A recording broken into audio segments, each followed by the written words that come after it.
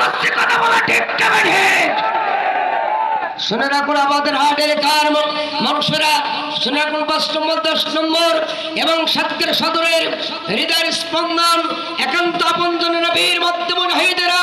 যদি বাংলাদেশের দক্ষিণ জনপদ থেকে শুধু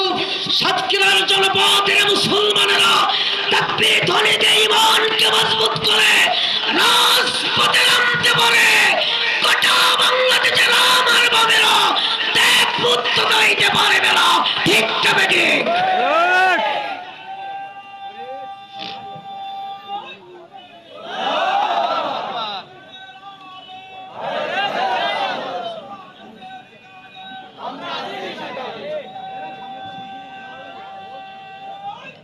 একান্ত আপনজনের আমার,